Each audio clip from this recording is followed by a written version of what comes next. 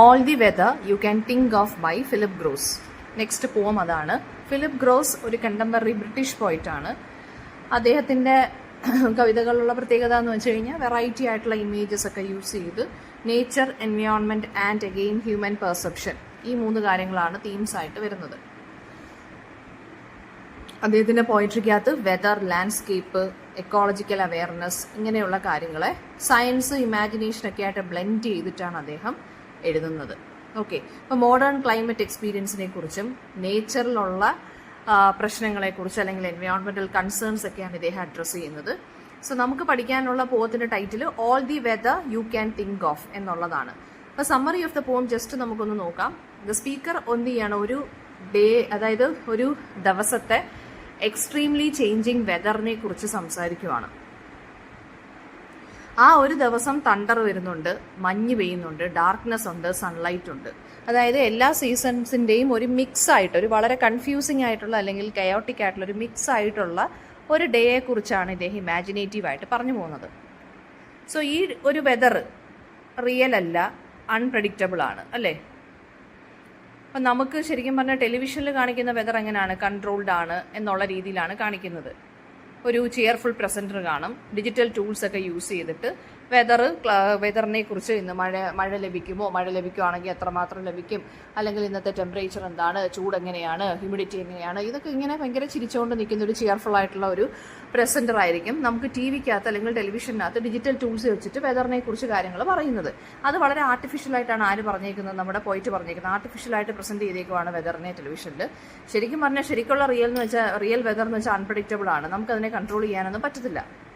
ഇപ്പോൾ ടി വിയുടെ വേർഷൻ എന്ന് പറയുന്ന ആർട്ടിഫിഷ്യലാണ് അല്ലെങ്കിൽ കൺസ്ട്രക്റ്റഡ് ആണ്. അതിനെ കുറച്ചുകൂടെ സിംപ്ലിഫൈ ചെയ്തിട്ടാണ് എന്ത് ചെയ്യുന്നത്, ടി വിയുടെ വേർഷനകത്ത് കാണിക്കുന്നത്. പക്ഷേ സ്പീക്കറിന് അല്ലെങ്കിൽ നമ്മുടെ പോയറ്റിന് അത് ഭയങ്കര സ്ട്രെയിഞ്ച് ആയിട്ട് തോന്നുവാണ്.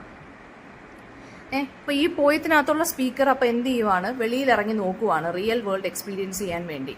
ആ സമയത്ത് വെദർ കുറച്ച് അൺറിയൽ ആയിട്ട് ഇദ്ദേഹത്തിന് തോന്നുവാണ്. അതായത് സൺലൈറ്റിൻ്റെ ഫ്ലാഷ്, ക്ലൗഡ്സ് ക്ലാഷ് ചെയ്യുന്ന സൗണ്ട്, റെയിൻബോ കിടക്കുന്നു, ഇൻകംപ്ലീറ്റ് ആയിട്ടുള്ള റെയിൻബോ ഫോം ചെയ്യുന്നു, ഹെയിൽ സ്റ്റോം കാണുന്നു, ഇങ്ങനെ പല കാര്യങ്ങൾ ഇങ്ങനെ വൺ അറ്റ് എ ടൈം അദ്ദേഹം വിറ്റ്നസ് ചെയ്തുകൊണ്ടിരിക്കുകയാണ്. ടി വിക്കകത്ത് കാണിക്കുന്ന അങ്ങനെയല്ല, ഭയങ്കര കൺട്രോൾഡ് ആയിട്ട് ആർട്ടിഫിഷ്യൽ ആയിട്ടുള്ള രീതിയിൽ വെദറിനെ കുറിച്ച് വളരെ ഹാപ്പി ആയിട്ടും ചെയർഫുൾ ആയിട്ടും പ്രസൻറ്റർ ടി വിക്കകത്ത് പറഞ്ഞുകൊണ്ടിരിക്കുക. സോ ഇൻ ദ എൻഡ് എന്താണ്, ഈ ഒരു അൺഎക്സ്പെക്റ്റഡ് വെദർ കണ്ടീഷൻ നമ്മുടെ സ്പീക്കർ അങ്ങ് അക്സെപ്റ്റ് ചെയ്യുവാണ്. എന്ത് സജസ്റ്റ് ചെയ്യുന്നതെന്ന് വെച്ച് കഴിഞ്ഞാൽ ഹ്യൂമൻ ബീങ്സിനെല്ലാം വളരെ ആർട്ടിഫിഷ്യലായിട്ടും സിമ്പിളായിട്ടും ഓർഡർലി ഫാഷനിലും വേണം, ഓർഗനൈസ്ഡ് ആയിട്ടും വേണം. അത് വെച്ചിട്ടാണ് നമ്മൾ എന്ത് ചെയ്യുന്നത്, ജീവിക്കുന്നത്. അതിനെയാണ് നമ്മൾ അക്സെപ്റ്റ് ചെയ്യുന്നത് അല്ലേ. അൺഎക്സ്പെക്റ്റഡ് ആയിട്ടുള്ള ഒരു കാര്യവും നമ്മൾ അക്സെപ്റ്റ് ചെയ്യത്തില്ല. ഇപ്പോൾ വെദറിൻ്റെ കേസ് എടുത്തിട്ട് അദ്ദേഹം വളരെ സിമ്പിളായിട്ട് ഈ കാര്യം പറഞ്ഞു പോയേക്കുവാണ്. അപ്പോൾ നമുക്ക് just line by line analysis നോക്കുകയാണെന്നുണ്ടെങ്കിൽ പോം തുടങ്ങുന്നത് ഒരു മെറ്റഫർ വെച്ചിട്ടാണ്, ഒരു കമ്പാരിസൺ വെച്ചിട്ടാണ്. ഡയറക്റ്റ് കമ്പാരിസണിനെയാണ് നമ്മൾ മെറ്റഫർ എന്ന് പറയുന്നത്. കൺസ്യൂമറിസത്തിനെ കമ്പയർ ചെയ്തിട്ട് പറയുവാണ്. അതായത് ഹ്യൂമൻസ് ബിഹേവ് ചെയ്യുന്നതെന്ന് വെച്ച് കഴിഞ്ഞാൽ നമുക്ക് വെദറിനെ ഒരു പ്രോഡക്റ്റ് പോലെ ഓർഡർ ചെയ്ത് കിട്ടുന്ന ഒരു സംഭവമാണ് എന്നുള്ള രീതിയിലാണ് ഹ്യൂമൻ ബീയിങ്സ് ബിഹേവ് ചെയ്യുന്നത്. എന്നുവെച്ചാൽ നമുക്ക് എന്താണോ വേണ്ടത് അതായിരിക്കും നമ്മൾ പ്രെഡിക്റ്റ് ചെയ്യുന്നത് അല്ലെങ്കിൽ നമ്മൾ ടി വിയിൽ കാണുന്നത്. പക്ഷെ വെദർ, അപ്പം അതുകൊണ്ട് വെദർ എന്ന് പറയുന്ന ഒരു ഡെലിവറി സർവീസ് പോലെയാണ് ഹ്യൂമൻ ബീയിങ്സിന് അല്ലേ. പക്ഷെ ഇദ്ദേഹം എന്താണ്, വെളിയിൽ നോക്കിയപ്പോൾ എന്താണ്, നമ്മുടെ സ്പീക്കർ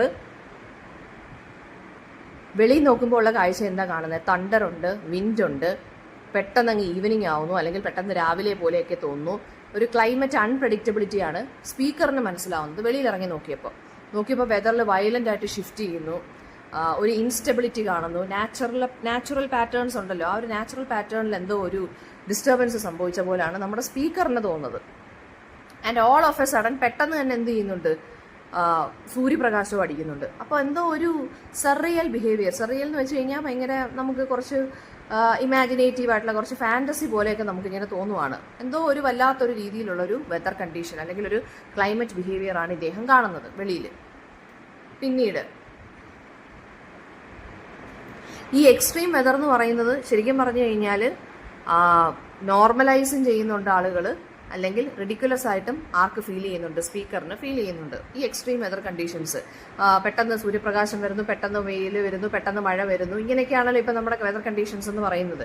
സോ അത് കാണുമ്പോൾ ഇദ്ദേഹം പറയുന്നതെന്ന് വെച്ച് കഴിഞ്ഞാൽ ശരിക്കും പറഞ്ഞാൽ ഇതൊക്കെ ആളുകൾ നോർമലൈസ് ചെയ്ത് കഴിഞ്ഞു. പക്ഷേ എന്നാലും ഇത് കുറച്ച് സമയം, ചില സമയത്ത് നമ്മൾ ഇതിനെക്കുറിച്ച് ആലോചിക്കുമ്പോൾ ഭയങ്കര റിഡിക്കുലസ് ആയിട്ടും തോന്നാറുണ്ട്.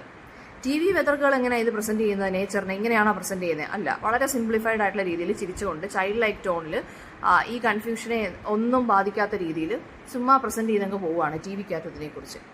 അതായത് നേച്ചറിനെ ഒരു എന്തായിട്ട് കാണുവാണ്, ഒരു ക്ലാസ് റൂം ഡിസ്പ്ലേ പോലെ റെഡ്യൂസ് ചെയ്ത് നേച്ചർ അത്രയ്ക്ക് ഹാംഫുൾ ഒന്നും അല്ല എന്നുള്ള രീതിയിൽ ഹാംലെസ് ആയിട്ടും ഡെക്കറേറ്റീവ് ആയിട്ടും ഭയങ്കര കളർഫുൾ ആയിട്ടുള്ള രീതിയിൽ നേച്ചറിനെ കുറിച്ച് അല്ലെങ്കിൽ ക്ലൈമാറ്റിക് ആൻഡ് വെതർ കണ്ടീഷനെ കുറിച്ച് ഇങ്ങനെ പറഞ്ഞു പോവുകയാണ് ടി വി വെതർ ഗേൾ.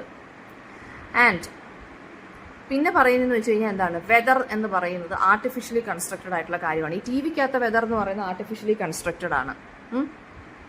അപ്പോൾ അതായത് ഡിജിറ്റലി മാസ്റ്റേർഡ് ആണെന്ന് പറയുവാണ്. ടെക്നോളജി എന്താണ്, ഇതിനെ ഫിക്സ് ചെയ്യാൻ നോക്കുവാണ്, റിയാലിറ്റിയെ മാനിപ്പുലേറ്റ് ചെയ്യാൻ നോക്കുവാണ്. അതായത് ഹ്യൂമൻ കൺട്രോളിനെയാണ് അത് കാണിക്കുന്നത്. എന്നുവെച്ചാൽ പുറത്ത് നടക്കുന്ന സംഭവങ്ങളെ സിംപ്ലിഫൈ ചെയ്തിട്ടാണ് ടി വിക്കകത്ത് നടക്കുന്നത്. ഇയാൾ എങ്ങനെയാണ് പുറത്ത് നടക്കുന്ന സംഭവങ്ങൾ കണ്ടത്? When he stepped out side, അല്ലേ? ആ ടി വി കാണുന്നത് നിർത്തിയിട്ട് വെളിയിൽ ഇറങ്ങിയപ്പോഴാണ് ഇങ്ങനെയൊക്കെയാണ് വെതർ കണ്ടീഷൻ എന്ന് ആര് മനസ്സിലാക്കിയത്? സ്പീക്കർ മനസ്സിലാക്കിയത്. പക്ഷേ ടി വിക്കകത്ത് വെതറുകൾ എങ്ങനെയാണ് പറയുന്നത്, വളരെ ചിയർഫുൾ ആയിട്ടുള്ള രീതിയിൽ നേച്ചറിനെ നല്ല കളർഫുൾ ആയിട്ടുള്ള രീതിയിലും എല്ലാ രീതിയിലും പ്രഡിക്റ്റബിൾ ആയിട്ടുള്ള രീതിയിൽ പ്രസന്റ് ചെയ്തിരിക്കുകയാണ്. സോ അത് എന്തിനെയാണ് കാണിക്കുന്നത്? ടി വിക്കകത്ത് കാണിക്കുന്ന വെതർ എന്ന് പറഞ്ഞാൽ ഡിജിറ്റലി മാസ്റ്റേർഡ് ആണ്. എന്ന് വെച്ചാൽ അൺപ്രഡിക്റ്റബിലിറ്റിയെ ഫിക്സ് ചെയ്യുവാണ് ടെക്നോളജി വെച്ചിട്ട്, റിയാലിറ്റിയെ മാനിപ്പുലേറ്റ് ചെയ്ത് യഥാർത്ഥത്തിലുള്ള കാര്യം കാണിക്കാതെ കൃത്രിമത്വം കാണിച്ച് ആർട്ടിഫിഷ്യാലിറ്റിയിലൂടെ പ്രസന്റ് ചെയ്തേക്കുവാണ്. അപ്പോൾ സ്പീക്കർ ശരിക്കും പറഞ്ഞാൽ ഈ റിയൽ എക്സ്പീരിയൻസും ഈ മീഡിയ നരേഷനും വെച്ചിട്ട് സ്പീക്കർ അങ്ങ് വളരെ കൺഫ്യൂസ്ഡ് ആവുകയാണ്. ഒരു മിസ്മാച്ചിങ്. ഇപ്പം അതായത് ഇപ്പോൾ ഫോർ എക്സാമ്പിൾ ലൈക്ക് സൗണ്ട് ഇല്ലാതെ ജസ്റ്റേഴ്സ് മീനിങ്ലെസ് ആയിട്ട് മാറാറുണ്ട്, അല്ലേ? അതായത് നമ്മൾ ബ്ലൈൻഡ് ആയിട്ട് അക്സെപ്റ്റ് ചെയ്യുവാണ് ടി വിക്കകത്ത് കാണുന്ന കാര്യങ്ങളെല്ലാം. പക്ഷേ യഥാർത്ഥത്തിൽ വെളിയിൽ നടക്കുന്ന എന്താണ്, റിയൽ ആയിട്ടുള്ള കാര്യങ്ങളാണ് വെളിയിൽ നടക്കുന്നത്. അപ്പോൾ ആ സൂപ്പർഫിഷ്യൽ ആയിട്ടുള്ള അല്ലെങ്കിൽ എന്താ പറയുക, മീനിങ്ലെസ് ആയിട്ടുള്ള കാര്യങ്ങളാണ് ടി വിക്കകത്ത് ടെക്നോളജി ഉപയോഗിച്ച് ഹ്യൂമൻ ബീയിങ്സ് കൺട്രോൾ ചെയ്യാൻ ശ്രമിക്കുന്നത്. ആൻഡ് സ്പീക്കർ പിന്നീട് റിയാലിറ്റിയിലോട്ട് പോകുമ്പോഴാണ് എന്ത് സംഭവിക്കുന്നത്? ശരിക്കും പറഞ്ഞാൽ റിയൽ ആയിട്ടുള്ള കാര്യങ്ങൾ അദ്ദേഹം എന്ത് ചെയ്യുന്നത്, ഫേസ് ചെയ്യുന്നത്, അല്ലേ? അതായത് സൺലൈറ്റിൻ്റെ ലൈറ്റ് ബ്രോക്കൺ ആൻഡ് സ്കാറ്റേഡ് ആയിട്ട് തോന്നുന്നു. അതുപോലെ തന്നെ എന്താണ്, ഒരു ബന്ധവും ഇല്ലാത്ത കണക്ക് കോൺട്രഡിക്ടറി ഇമേജസ്. സ്കൈ ബ്ലൂ കളറിൽ വരുന്നു, പക്ഷേ ക്ലൗഡ് ബ്ലാക്ക് കളറിലാണ്. അവിടെ ഇവിടെയായിട്ട് റെയിൻബോസ് കാണുന്നുണ്ട്, റെയിൻബോ ഒക്കെ ഇൻകംപ്ലീറ്റ് ആയിട്ട് കാണുന്നു. പിന്നെന്താണ് എന്ന് വെച്ചാൽ നേച്ചർ എന്തോ ഒരു അണ്ടർ കൺസ്ട്രക്ഷൻ എന്നുള്ള രീതിയിൽ അല്ലെങ്കിൽ ഒരു അൺഫിനിഷ്ഡ് ആയിട്ടുള്ള രീതിയിൽ ഇങ്ങനെ വെളിയിൽ നടന്നുകൊണ്ടിരിക്കുവാണ്. എന്ന് വെച്ചാൽ മീനിങ് എന്താണ്, എന്തോ പ്രശ്നം ഹാപ്പൻ ചെയ്തുകൊണ്ടിരിക്കുവാണ് നേച്ചറിൽ. അത് ക്ലൈമറ്റിനെ അല്ലെങ്കിൽ വെതറിനെ നെഗറ്റീവായിട്ട് ബാധിച്ചുകൊണ്ടിരിക്കുവാണ്. അത് ആ ഹ്യൂമൻ ഇൻ്റർഫിയറൻസിനെയാണ് കാണിക്കുന്നത്. എന്ന് വെച്ചാൽ ക്ലൈമറ്റ് ചേഞ്ചിനെയാണ് അതവിടെ കാണിക്കുന്നത്. അതായത് വെതർ തന്നെ വെളിയിൽ നമുക്ക് നോക്കുമ്പോൾ എന്താണ്, മാൻമെയ്ഡ് ആയിട്ട് തോന്നുവാണ്. നേച്ചറും ഹ്യൂമൻ ആക്ടിവിറ്റിയും തമ്മിലുള്ള ആ ഒരു ബൗണ്ടറി എന്ത് ചെയ്യുവാണ്, പതുക്കെ പതുക്കെ ഇല്ലാതായിക്കൊണ്ടിരിക്കുവാണ്. പിന്നെ ഹ്യൂമൻസ് എന്ത് ചെയ്യണമെന്ന് അദ്ദേഹം പിന്നെ ലാസ്റ്റ് പറഞ്ഞു നിർത്തുന്നത്, ഇതല്ല നമ്മൾ ഓർഡർ ചെയ്ത സംഭവം. എന്ന് വെച്ചാൽ ഇതല്ല നമ്മൾ എക്സ്പെക്ട് ചെയ്യുന്ന കാര്യം, വെതർ ആണെങ്കിലും ക്ലൈമറ്റ് ആണെങ്കിലും നേച്ചറിനെ കുറിച്ചാണെങ്കിലും. പക്ഷേ നമ്മൾ ഇതങ്ങ് അക്സെപ്റ്റ് ചെയ്ത് പോകണം. കാരണം എന്താണ്, ഹ്യൂമൻ ബീയിങ്സ് ആണ് എൻവയോൺമെൻറ്റൽ ചേഞ്ചസ് ഉണ്ടാക്കിക്കൊണ്ടിരിക്കുന്നത്. അത് നമ്മൾ തന്നെയാണ് കോസ് ചെയ്യുന്നത് ഈ ഒരു ഡാമേജ്. സോ എന്ത് തന്നെയാണെന്നുണ്ടെങ്കിലും നേച്ചറിൽ നിന്ന് വരുന്ന കാര്യങ്ങൾ നമ്മൾ ഓർഡർ ചെയ്ത പോലെ തന്നെ നമ്മളങ്ങ് അക്സെപ്റ്റ് ചെയ്ത് ജീവിതം മുന്നോട്ട് കൊണ്ടുപോകണം എന്നുള്ള ഒരു ഹ്യൂമറസ് ആയിട്ടുള്ള അല്ലെങ്കിൽ കുറച്ച് ഒരു കളിയാക്കുന്ന രീതിയിൽ ഒരു സറ്റേറിക്കൽ ടോണിലാണ് ഈ ഒരു കവിത എഴുതി പോയേക്കുന്നത്. ഇതിനകത്ത് വരുന്ന മേജർ തീംസ് എന്ന് പറയുന്നത് നേച്ചറിൻ്റെ അൺപ്രഡിക്റ്റബിലിറ്റിയാണ്. ഇപ്പോൾ വെതർ ആണെങ്കിലും ക്ലൈമറ്റ് ആണെങ്കിലും നമുക്ക് ഒരിക്കലും പ്രെഡിക്റ്റ് ചെയ്യാൻ പറ്റത്തില്ല, അല്ലേ? ആ ഒരു ഇൻസ്റ്റബിലിറ്റിയാണ് കാണിക്കുന്നത്. എന്ന് വെച്ചാൽ നേച്ചറിനെ നമുക്ക് ഒരിക്കലും പ്രെഡിക്റ്റ് ചെയ്യാൻ സാധിക്കത്തില്ല. എങ്ങനെയാണ് സംഭവിക്കുന്നത് നമുക്ക് ഒരിക്കലും കറക്റ്റായിട്ട് പറയാൻ സാധിക്കില്ല. പിന്നെ ഹ്യൂമൻ ബീയിങ്സിൻ്റെ ഈ ടെക്നോളജി യൂസ് ചെയ്തിട്ട് ഹ്യൂമൻ ബീയിങ്സ് എന്ത് ചെയ്യുവാണ്, നേച്ചറിനെ കൺട്രോൾ ചെയ്യാൻ ശ്രമിക്കുവാണ്, അല്ലേ? പിന്നെ അതുപോലെ തന്നെ എന്താണ്, ടി വി വെതറിനകത്ത് ആർട്ടിഫിഷ്യലായിട്ടും കൺട്രോളിംഗ് ആയിട്ടുമാണ് കാണിച്ചിരിക്കുന്നത്. റിയൽ വെതർ എന്ന് വെച്ചാൽ വളരെ മെസ്സി ആൻഡ് അൺകൺട്രോളബിൾ ആണ്, വെളിയിൽ നടക്കുന്ന കാര്യങ്ങൾ. പിന്നെന്താണ് പറയാൻ പോകുന്നത്, ഈ ക്ലൈമറ്റിനുണ്ടാകുന്ന വ്യത്യാസങ്ങൾ എന്ന് പറയുന്നത് എൻവയോൺമെൻറ്റൽ ക്രൈസിസിനെ അല്ലെങ്കിൽ ഹ്യൂമൻ ബീയിങ്സ് കാരണം എൻവയോൺമെൻറ്റ് ഡാമേജ് ആയെന്നുള്ളൊരു തെളിവാണ് വെളിയിൽ നടക്കുന്ന കാര്യങ്ങളെന്ന് പറയുന്നത്. ഫൈനൽ ടോണിൽ എങ്ങനെ പോം എങ്ങനെ എൻഡ് ചെയ്തത്, നമ്മളിതൊക്കെ അക്സെപ്റ്റ് ചെയ്തേ പറ്റൂ. ബിക്കോസ് ഹ്യൂമൻ ബീയിങ്സ് ആണ് ഇതെല്ലാം കോസ് ചെയ്തത്.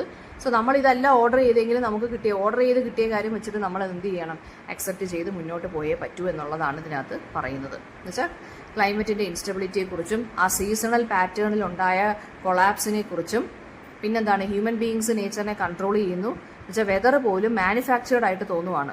എന്നുവെച്ചാൽ ഹ്യൂമൻ ബീയിങ്സ് ആണ് ഡോമിനേറ്റ് ചെയ്യുന്ന എർത്തിനെ.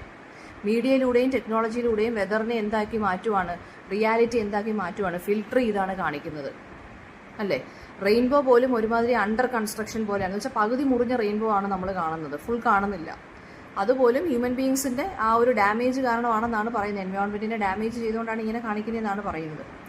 ലാസ്റ്റ് പറയുന്നതെന്ന് വെച്ച് കഴിഞ്ഞാൽ പാനിക് ആവേണ്ട ഒരു കാര്യമില്ല, പക്ഷെ നമ്മൾ അൺകംഫർട്ടബിൾ ആണ്. നമ്മൾ റിലക്റ്റൻ്റ് ആയിട്ട് മനസ്സോടുകൂടി ഈ ചുറ്റിനും നടക്കുന്ന കാര്യങ്ങളൊക്കെ നമ്മൾ അക്സെപ്റ്റ് ചെയ്തേ പറ്റൂ. കാരണം എന്താണ്?